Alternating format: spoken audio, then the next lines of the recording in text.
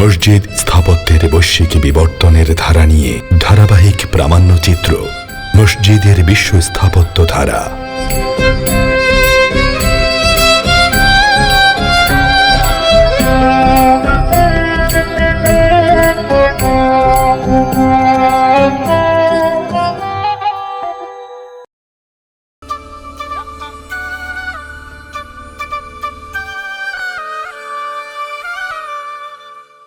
কাবা শরীফ ইতিহাসে প্রায় 12 বার পুনর্নির্মাণ ও সংস্কারের মধ্যে দিয়ে আজকের রূপ পেয়েছে।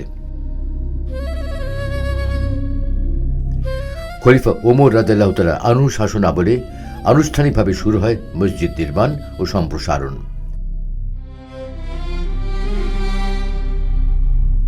692 সালে ঘটে প্রথম বড় সংস্কার। 7ম শতকের শেষ দিকে কাঠের স্তম্ভের জায়গায় মার্বেল স্তম্ভ বসানো হয় এবং নির্মিত হয় প্রথম মিনার।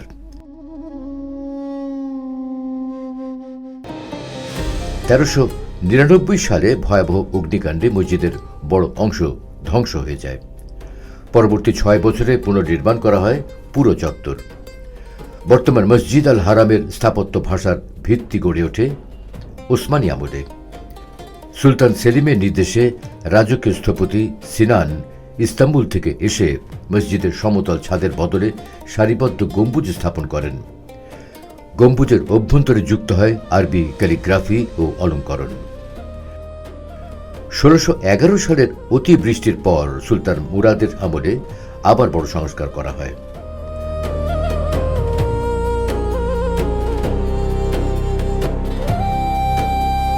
ওসমানী সুলতান চতুর্থ মুরাদ পুনর্নির্মাণ করে পাথরের দেয়াল স্থাপন করেন। এই সময় মসজিদ কমপ্লেক্স নতুন রূপ পায়। পাথরের স্তম্ভের মাঝে খিলান, নতুন রঙিন মার্বেল মেঝে এবং যুক্ত হয় 7টি মিনার।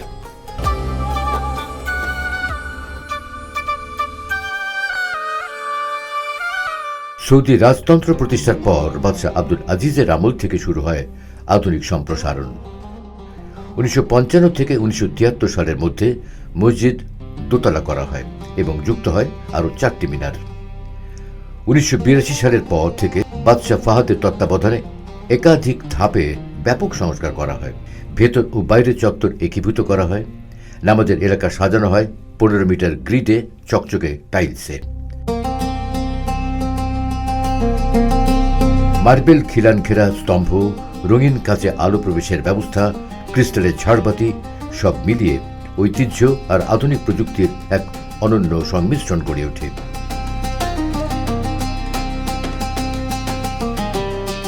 1996 সালে আধুনিক সৌদি পুনর্নির্মাণ প্রকল্পে ভেতরের কাঠামো সম্পূর্ণ বদল করে এর আধুনিকায়ন করা হয়।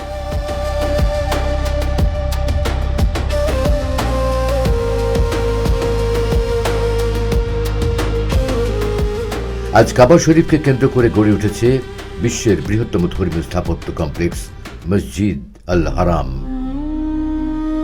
প্রায় 99 একর এলাকা জুড়ে বিস্তৃত এই বিশাল চত্বর একসঙ্গে প্রায় 40 লাখ মুসল্লিকে ধারণ করতে সক্ষম।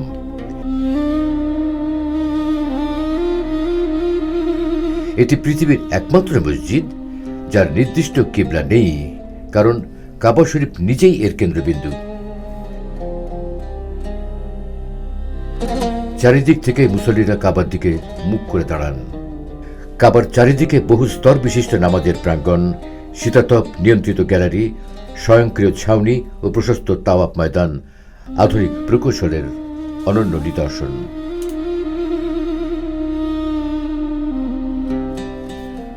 মার্বেল মোড়ানো স্তম্ভ,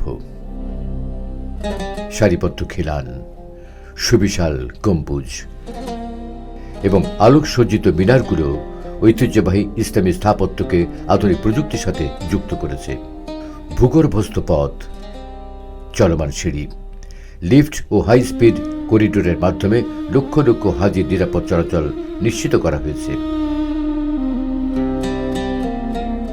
উন্নত শব্দ ব্যবস্থা, প্রাকৃতিক আলো প্রবেশের নকশা এবং তাপ প্রতিরোধী মেঝে এই কমপ্লেক্সকে শুধু ইবাদতের স্থান নয়, বরং সমসাময়িক ধর্মীয় নগর পরিকল্পনার এক জীবন্ত উদাহরণে পরিণত করেছে।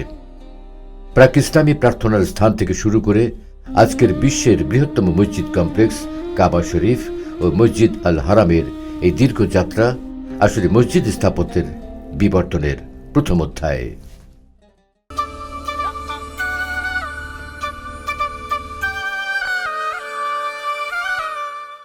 630 সালে মহানবী হযরত মুহাম্মদ সাল্লাল্লাহু আলাইহি ওয়াসাল্লাম মদিনা শরীফ থেকে মক্কায় ফেরত এসে মক্কা জয় করেন। ইসলাম ধর্মে দীক্ষিত নব্য মুসলমানেরা সে সময় কাবা শরীফের ভেতরে রাখা বিভিন্ন দেবদেবীর মূর্তিগুলো সরিয়ে ফেলেন।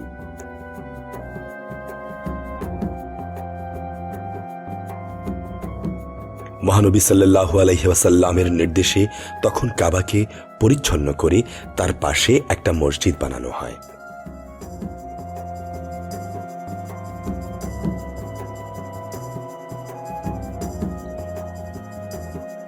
মহানবী সাল্লাল্লাহু আলাইহি ওয়াসাল্লামের মৃত্যুর পর খলিফা ওমরের নেতৃত্বে এখানে মসজিদ বানানোর কাজ শুরু হয়েছিল, যার নাম মসজিদ আল হারাম।